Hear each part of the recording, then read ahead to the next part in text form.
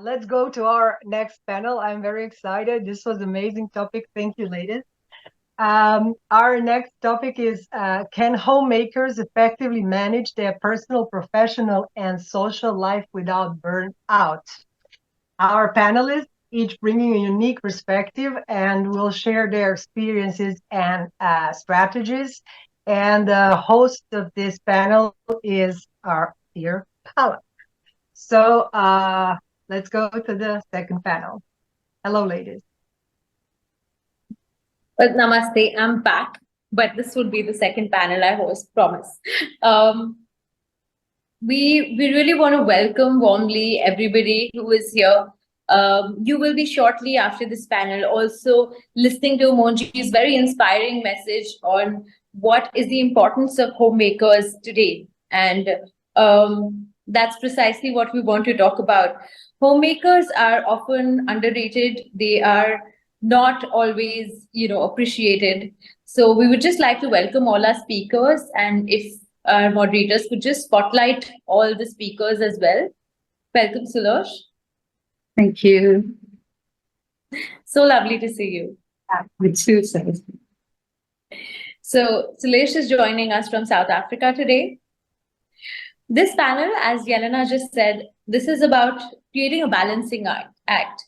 How does somebody balance being a mother, a homemaker, at the same time have a professional life, at the same time be a part of the society?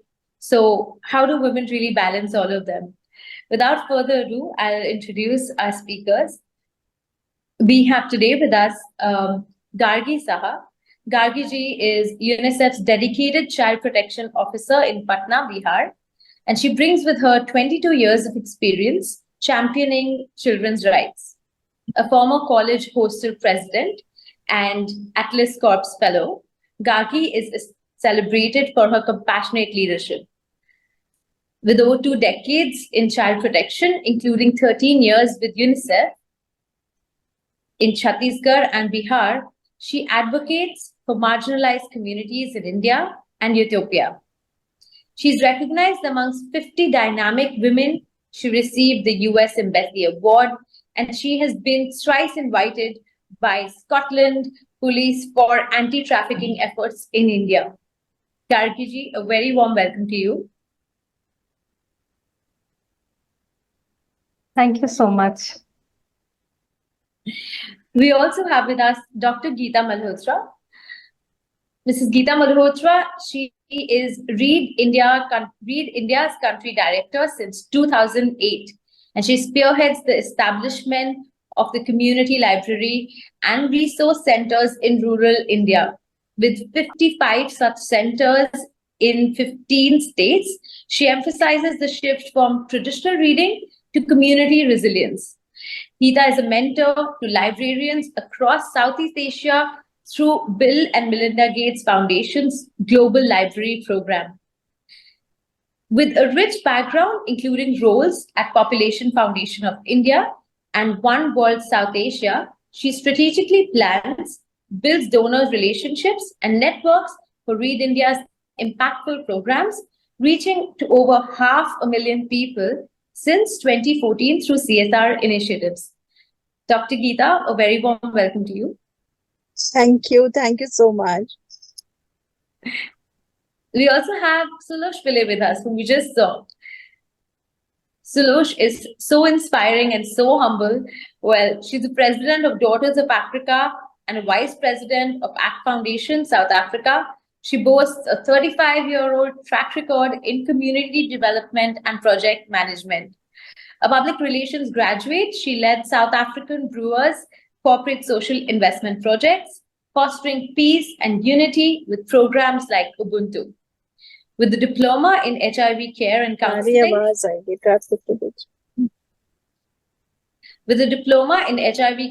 counseling, she collaborated closely with Nelson Mandela and King Goodwill, and she is an ambassador of Cancer Advocate. Sulosh is also a Reiki master. She guides cancer and diabetes campaigns for innovation across the health trade. Now, Daughters South Africa, under her leadership, also addresses health disparities, poverty, and implements impactful programs, earning her prestigious awards. And this is me really shortening, the kind of awards and accolades she's won, but earning her prestigious awards like Mayor's Awards for Excellence, Peacock Award, and the Women of Substance Awards in 2023. Sulosh, so lovely to have you here with us. Thank you so much, Falak. Namaste to everybody. Thank you. It's really brilliant to be with such inspiring people. Like the first panel was truly amazing. Thank you so much for allowing me to share today. Thank you for joining us. And last but not the least, we have Dr. Tasneem Sheriff.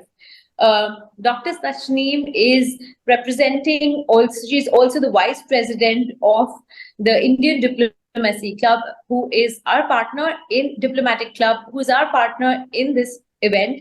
So a very warm welcome to you, Dr. Tasneem. And thank you so much for all your support in spreading kindness to the whole world. Dr. Tasneem is a gold medalist. She's a law doctorate holder and is a company secretary and IIM Calcutta alumni with over 20 years of diverse experience. As Secretary General for the Diplomatic Club, she promotes international trade and youth diplomacy, transforming numerous cooperations globally. A special invitee for the 78th UN General Assembly, she focuses on sustainable development goals. Recognized with the Nelson Mandela Gold Medal, her expertise lies in compliance, funding for startups, MSMEs, and corporate global growth. Dr. Tasneem, so lovely to have you here with us. Thank you so much, and thank you for bringing me here, this lovely panel.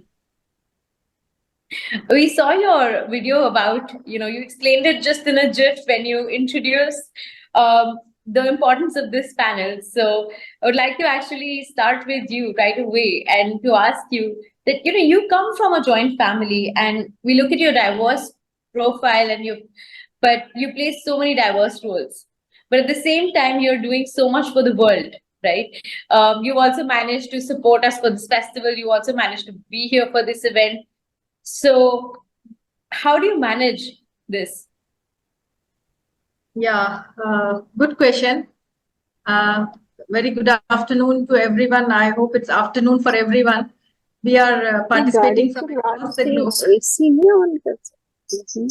There's a saying which says, a strong woman stands for herself and a stronger woman stands for everyone else. I believe we all are stronger and we can help each other and stand for everyone. If we look at our daily routine, when we get up, we act as a cook, we wash clothes, we iron, we wash dishes, clean the floor, we act as a caretaker, tutor, gardener, nurse, mother, sister, wife, moderator, motivator. I mean, we are inbuilt to be diversified multitasker. As a woman, we are blessed to be a multitasker. So we not only manage family life, personal life, social life, professional life, spiritual life, and yes, social media life also. So we are expertise in managing everything. I'm sure if you had seen my profile, I'm with God's grace, I'm a successful company secretary, a corporate advocate. I'm managing diplomat relations through the Diplomatic Club, which has partnered with the Mohanji Foundation, and we are closely working with MSMEs, National Commission Women, UN SDG goals. So I cover everything, empowering women, educating students. So it is not a difficult task when you take up the challenge. So the 3 mantras which I follow is identify your responsibilities, prioritize the hierarchy, and plan the execution with proper time blocking. Time blocking helps to complete the immediate task. And of course, family support goes a long way. I'm sure it helped this reply. So Dr. Tasneem, is there ever a time where, do you feel that women just take on multiple roles more easily, or they are mentally more prepared because they also have to look after the family, and somewhere, even globally, they play a role of being the nurturer, right? So being making sure everybody is taken care of. So does it come naturally to us? That's why we are able to take it on without any complaints and criticism? Or do you think that it's something which, only ambitious women aim to do something like this? No, it is inbuilt, Palak. I mean, as I said, we almost completely do more than 20 activities on a daily basis, 20 different roles when we get up from bed. And if I'm a sole housewife, it's only that the professional life is not there. But at the same time, I'm managing my family life, my personal life, my social life, my spiritual life. It's only the professional part is not coming. So we are inbuilt to perform diversified roles. We have that strength and courage. So even as housewives, uh, homemakers don't get enough credit sometimes because they are managing so many things. It's as Monji says, it's a 24-hour job, but there are no breaks, nothing. And that is something which sometimes they don't get enough credit for. And I want to come to Sulosh for this. How can homemakers serve a higher purpose in the society? Look, I think if you need a textbook example of somebody that did so many things wrong when I started, I think I'm really the textbook example of that. So for me, there was just so many things that I learned via trial and error. But there are certain things, we have theories on what we can do in order to manage our time and in order to be effective as homemakers as well as in community development. But for me, there was a defining moment, and I want to share that because for me, that's practically what defined where I went and how I changed my perspective. And I'm a workaholic in any event. So for me, it was a very difficult task to balance everything together, doing all these social services. Social services in itself is really a full-time 24/7 job. So you're there every day doing what you do the best and you think you're doing the best. But there's so many things that comes with that space. So for me, I just want to share some of the things that actually steered me where I got that balance. And I then became a more balanced person in doing what I needed to do. So when I was doing community projects and we were building a creche in a rural area somewhere in KwaZulu-Natal, which is in South Africa. And we got to hear while we were at the project that there's this old woman that's living with 24 children and looking after 24 children and a husband. And, they were on the poverty level. They didn't have food. And she was then looking after all these kids. And, my GM was there and we had some time to spare. And I said, let's go down and see her. Let's go and meet this family and see what intervention we can do in terms of our corporate responsibility portfolio. So we took a drive there. And when we went there, I saw this it's a wooden iron house. It's when you say rural, it's like your slums. It's that kind of concept in India. So it's that kind of home that was there. It was a tin house, and she was busy inside. So we went in, and all these kids were sitting, the face really long, longing for something to eat. Obviously, they haven't eaten for a long time. And the husband was really in bed, and you can see he's already messed and, needed a change or whatever. And here was this lady in another room doing, well, when I say room, it's a partition. That's really not a room. She was in there busy beading. And I brought the beads so I can show you. It's these kind of things that are made. It's beadwork that is done. I've got one on as well. So she was busy beading in the corner of another partition. And I went and we said hello to everybody. And then when she finished, she turned around and she looked at us. And I said and we call the elderly in Zulu, in the Zulu language, Gogo. So I said, Gogo, how do you manage to do this? You've made this beautiful, and I wear quite a lot of stuff that she makes. So you managed to sit in the corner here and bead this intricate, beautiful piece. How do you do that when your husband's calling for your attention on the one side, and there you have the kids that needing food? And she made such a statement that had such a profound effect on me as a person. She said, when I bead, I bead. In other words, when I bead, I bead. I am here fully to do what I'm doing at that particular junction. And it was a lesson that I carried with me after that forever, because then it actually allowed me that space to block out noise, block out everything else, and do what we need to do. And Palak, for me, I must say, a colleague of mine once said to me, you're such a blessed person because you get paid to go to heaven, go to heaven. And indeed, it was like that because my job was my passion. Community development is something I live, breathe, and eat. And as I said, I'm a textbook example of not having a balanced life when it came to that.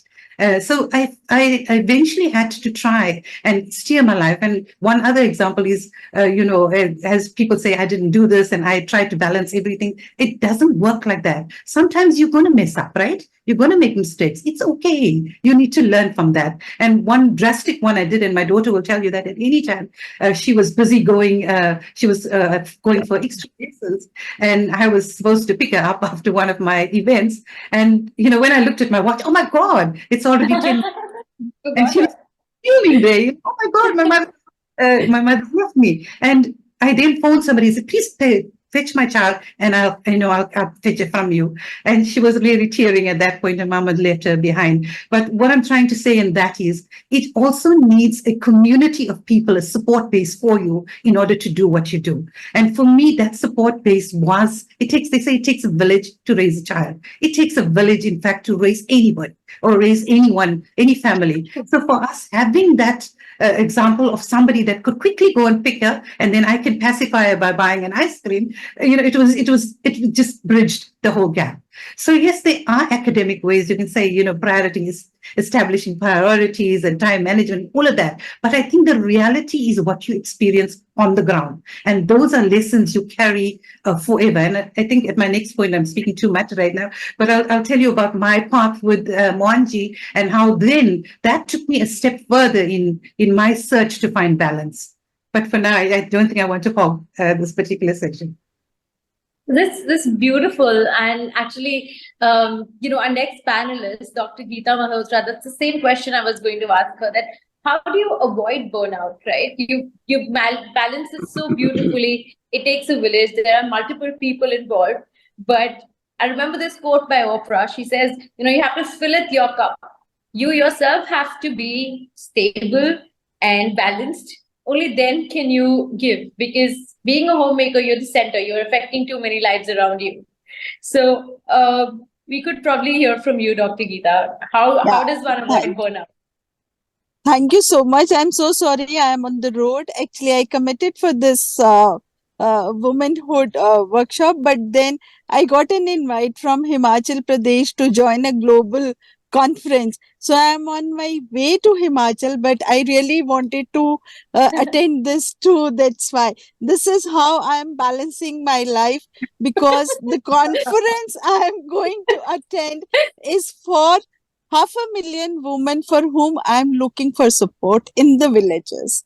So I wanted to go there and attend it. See, I was not like that when I initiated the social work, but the social work only taught me how to balance my life, because there are emergencies. There are people who need me more than my family.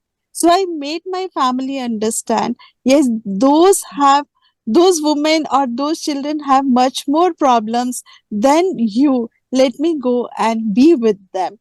And it's a wonderful journey of more than 3 decades in my life, working with the next million women who are staying in rural areas. And I'm working with 300 villages and, more than 50,000 women, transforming their lives and making them understand how to balance their lives.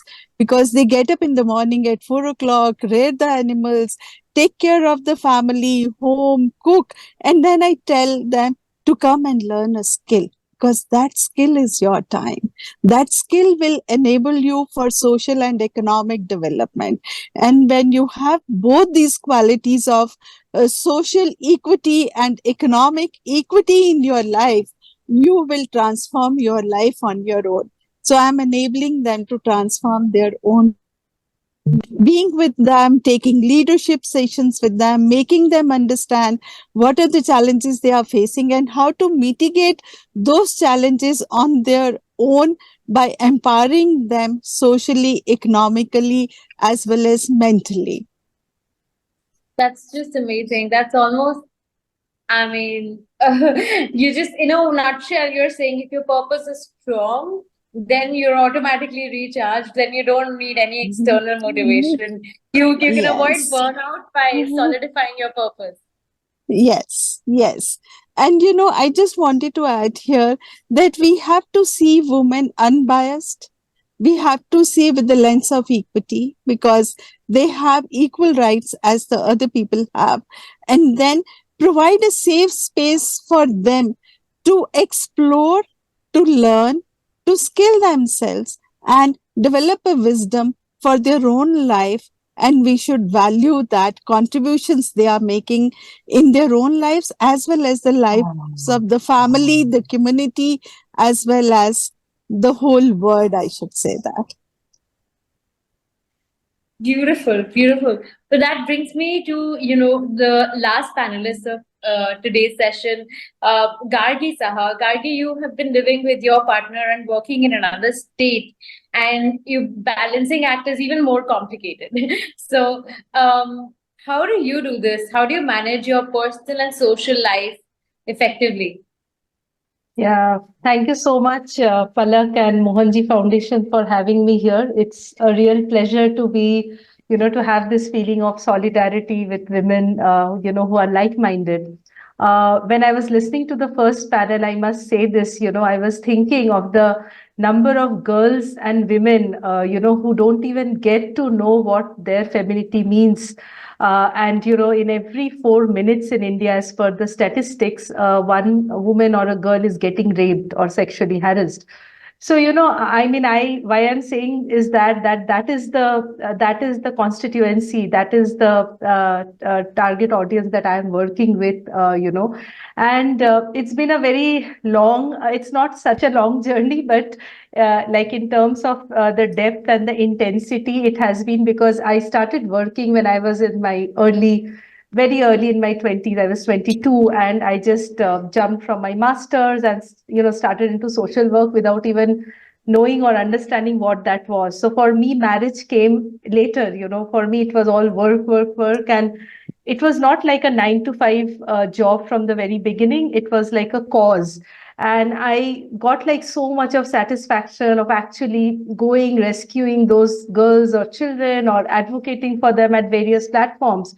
But then marriage happened, and because all of us here are women and our biological clock starts ticking, and you're in your 20s and late 20s, and I had that pressure, from my family and everyone that, oh, you need to get married and stuff like that. But I am so immensely thankful to my partner for giving, I mean, I know, this is no one is giving anyone any opportunity, but still, whatever said or done, this is a patriarchal society. We have to agree, and in order to balance home and family, I do need that agreement and that kind of a consent from my partner and also family, because in India, you're not only married to one person, you're married to an entire family. And apart from that, I have my own family, my own parents, and it has been at times when I'm in a double L3 emergency, like last year, I was in Africa, in Ethiopia, and I was at Drought's focal point, and my manager is making a presentation because she was leaving for Ukraine. And, I was keeping back my tears, and I was like so full because I was listening to the presentation, and at the same time, my dad was on the operation seat, and my sister is sending me a message that do I sign on the agreement, whether he should get stents or not in his heart. I mean, just imagine. So I was, it has been a very, very difficult job. I must say it's not so easy. We definitely glorify, homemakers and balancing women, job and family and everything, but we do burn out. I must say I have burnt out a lot of times. I still do, but I have my own mechanisms because past couple of years I've been living on my own, in very difficult state context. Bihar is not an easy state. It's a very, very patriarchal state. People, those who know India would know. But then I have, and before this, I was in Chhattisgarh. That's a Naxal affected, state, a different kind of a context. But what I do a lot of reading, writing. I love, I'm a trained dancer and also a singer. And I try and practice these along with some meditation, walking. I have been an athlete when in school and college. So I try and do these things to gain my energy back, because I feel, my purpose in life is, is much larger. And I always felt, even as a child, that, my life does not belong to one person or one family. It extends to a lot of people. So, yeah. So, I mean, thank you so much, and for being very vulnerable and honest with us about the fact that all of us do burnout. It's gatherings like these when we see somebody so accomplished like you trying to balance, but also saying, I have my moments, but you need to deal with it. You need to just take a pause, but not a full stop, and keep going on. That it really gives the courage to people who are, in our audience also listening to this. With this, we come to the end of this panel. Does anybody want to share any last message for our audience? I'm afraid we don't have. Okay. All right. Well, I think that, thank you so much in that case for all the panelists for being here with us. And again, Dr. Tasneem, would you like to just close this panel and just share your last thoughts with us? Yeah, exactly. I wherever I go in every panel, I say that follow these 5D mantras, even for the youngsters or women, having a clear dream, determination, dedication, discipline, and dare to do. Nothing will stop you in wherever you are. When it is a gender parity world, everyone will try to pull you down. Follow your heart, follow your soul. That's it. Happy Women's Day to everyone. Thank you for this opportunity once again. Happy Women's Day.